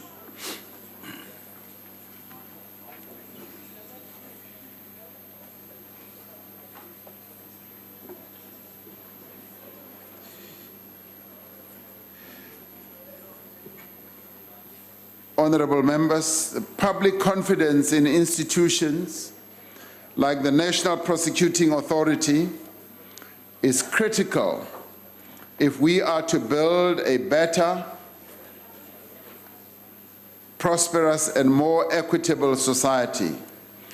That is why in the State of the Nation address, we prioritized the restoration of the stability and integrity of the National Prosecuting Agency or Authority. The matter of the position of the National Director of Public Prosecutions is currently before the courts. We will continue to do what we can to ensure that the matter is speedily resolved in the interests of justice, the rule of law, as well as fairness. We all have a responsibility as political leaders to ensure that the NPA is able to undertake its mandate without any fear or favor. The NPA must work in a way where it serves the interests of all our people by being efficient, effective, and promoting the rule of law in South Africa. This, Honorable Deputy Chair, Speaker rather, it must do without any fear, it must do without any favor or any prejudice. In terms of both the Constitution and the NPA Act, the President has clearly defined obligations in relation to the NPA. In performing these obligations, including the appointment of the NDPP and other directors of public prosecutions, I will ensure the adherence both to the spirit as well as to the statutory requirements and jurisprudence emanating from our courts in relation to these matters. There are good women and men in the National Prosecuting Authority. There are a number of people who are in the NPA who are people of integrity, people who have experience, and people who have specialist knowledge about their craft. With effective leadership, with a more stable institutional environment, and with our support as leaders, I am certain that they will be able, once again, to undertake their important responsibilities with purpose as well as with distinction. I thank you. Honorable Kubisa. No, thank you very much, Deputy Speaker. Honorable President, in your answer, you allude to the fact that the image that has been portrayed by the NPA has not been enviable. And this has happened for quite a number of years. The chief among them has been the issues of administration, internal squabbles, errors of judgment, and a plethora of other issues. Now, Honorable President, have you had any time to sit down with the minister in charge, just to pave a way forward with regard to these matters that are so crucial for the NPA? Thank you very much. Honorable President.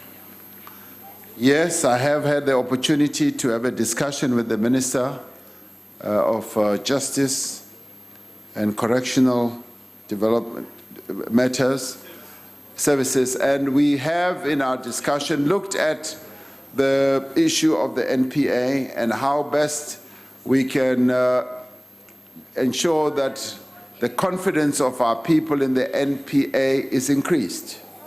We must admit that over some time, the confidence of our people in the NPA has actually gone down. And we are now discussing precisely the issue of the NPA. And as I said in my answer, the issue of the director of the NPA is before the courts. And we must allow our courts to process that matter. And once they have finished that matter, we will then be able to know the way we should chart forward with regard to the NPA. Thank you very much. Honorable Mente.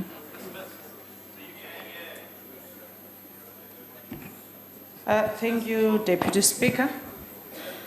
Mr. President, the reason why the NPA is where it is now, right now, is the source of corruption, nepotism, and issuing of unlawful instructions by the executive. So what have you done right now in terms of ESCOM appointing Mr. Debengwa, who was the main man behind your campaign and your close friend? What happened to SAA, the appointment of Ms. Dudumieni as the closest friend of Mr. Zuma, is the very same situation that the NPA is in right now.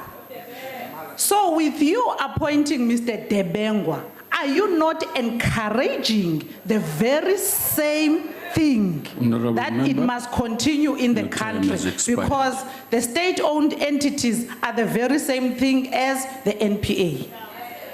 Honourable President. Thank you, Madam Deputy Speaker. I'm required to answer directly. You say the issue of Mr. Dabengwa. Mr. Dabengwa is an executive that I have known for a long time. He used to be an executive at ESCOM, and then he left and he went to be an executive at MTN, and he then became the chief executive officer of MTN. Very, very astute and well-experienced person that I know. When the name of Mr. Dabengwa was brought to be appointed as a director, I immediately said, I know him, and I'd like to recuse myself from being part of the decision that will lead to the appointment of Mr. Dabengwa. I decided, and I think I'd like you to understand this, I decided that I should recuse myself to avoid and not hide the fact that I know him, to avoid a situation where I could be accused of a conflictual relationship. I do not have any ongoing relationship of whatever nature with Mr. Dabengwa, except for the fact that I know him, and knowing him as well as a person who I was chairman of at MTN. Beyond that,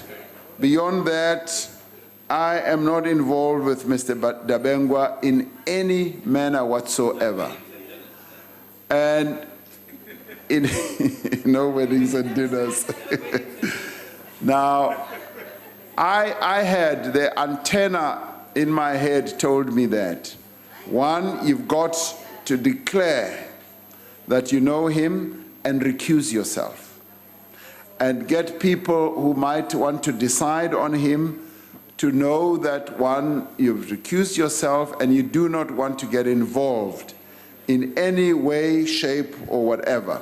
Now, it often happens that when we have to appoint people, we either know them in one way or another. And maybe you've been to university with them, that you've met them along the road. And when it comes to a conflictual relationship, it needs to be determined whether his activities, wherever he's deployed, are going to be of such a fraudulent nature that they will be geared towards advancing your position. Now, I can say with certainty, Mr. Dabengwa's role and participation in ESCOM is not going to be of a fraudulent nature advancing my interests. That will not happen under any circumstance. Now, I know that we become fearful because of experiences that we have had in the past. Yes, and I can give you an assurance that that is not going to happen with me. And thank you very much. Honourable Mulder.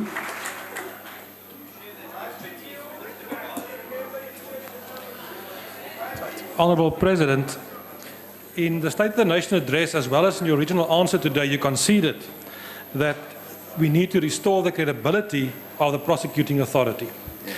And you said that we need to bring stability there and that confidence in that institution is critical. And because of that, you've indicated that you, as the new president, what you will do in that process. You also indicated that you've already spoken to the Minister.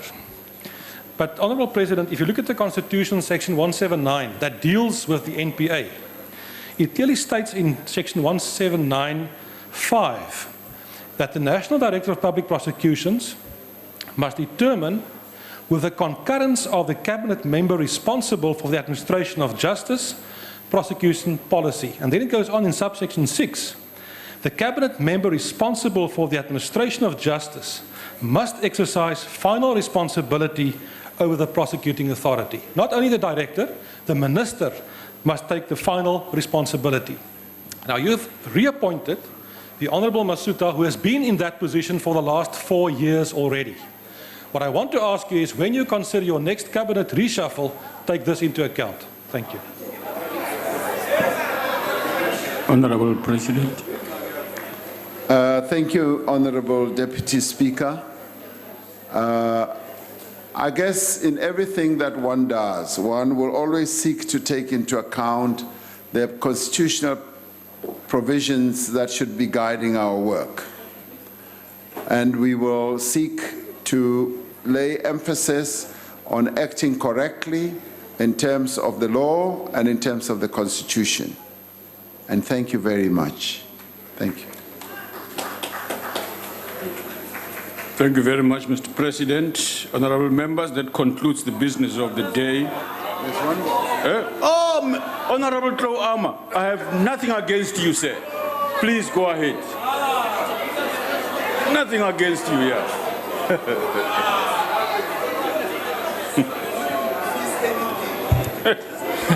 Thank you, Honourable Deputy Speaker. Yes. Before I ask this follow-up question, Honourable President, when are you going to do a morning walk with the widows of Americana and ask them if they are coping since they are...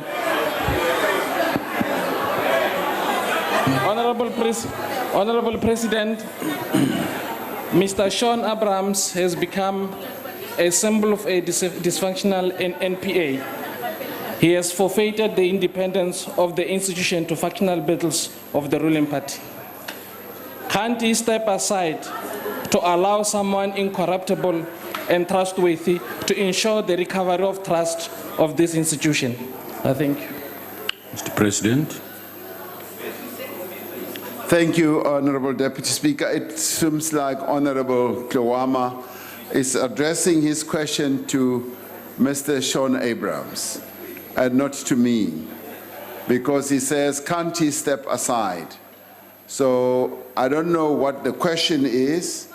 All I can say is that we are dealing with the matter of the National Prosecuting Authority, and in dealing with it, we're driven by one thing and one thing only, to ensure that we restore confidence in the NPA so that the NPA can be the institution that will continue to act in the promotion of justice in our country and fairness, and ensure that it acts without any fear, favor, or prejudice in whatever it does, and also without any form of interference from any one of us, that they must be an independent authority that executes the work that it is meant to do. Honourable Tloama, that is what we can promise you, and what we have said here is what we are going to adhere to. And the Minister will be dealing with this matter, and we are waiting, obviously, for the court outcome. And once the court has determined, on the basis of the appeals that have been lodged, we will then be able to have greater clarity on what needs to be done in that regard.